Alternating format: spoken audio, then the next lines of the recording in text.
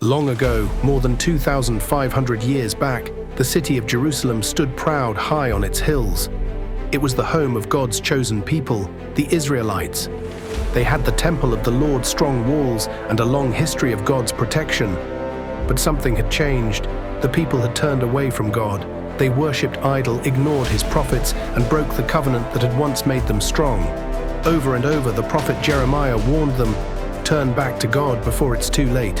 Babylon is coming." Most of Jerusalem laughed him off. They didn't believe their holy city could ever fall. Jeremiah's message was clear.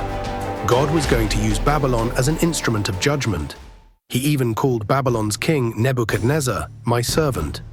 Babylon was the world's superpower, huge armies, iron weapons, siege towers, and a hunger for conquest.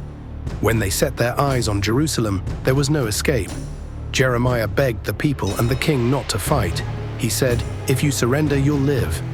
But pride took over. King Zedekiah refused to listen. In 586 BC, Babylon surrounded Jerusalem. They built siege walls, cut off food, and waited. Days turned into weeks, weeks into months.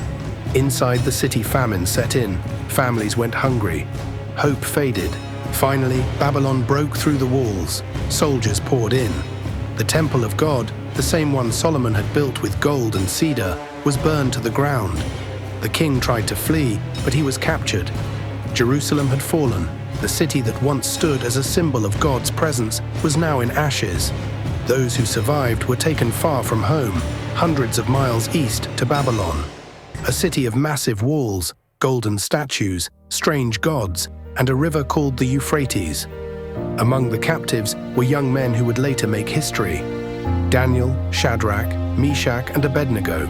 Even in that foreign land, they stayed faithful to the God of Israel. Jeremiah's words proved true. He had said the exile would last 70 years, and after that, God would bring his people back. And in the middle of that heartbreak, God still spoke hope.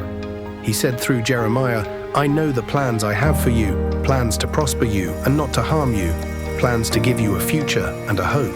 70 years later, that promise was fulfilled. A new ruler, King Cyrus of Persia, allowed the Israelites to return home. They rebuilt Jerusalem stone by stone and restored their worship of God. This story isn't just about ancient history, it's a message for us today. It reminds us that God always keeps his word, both his warnings and his promises. When we walk away, he calls us back. And even when we're in exile, when everything seems lost, he's still working out a plan of redemption. The fall of Jerusalem wasn't the end, it was the beginning of restoration. And the same is true for us. No matter how far we've wandered, God hasn't forgotten us. He's still writing our return story, just like he did for his people long ago.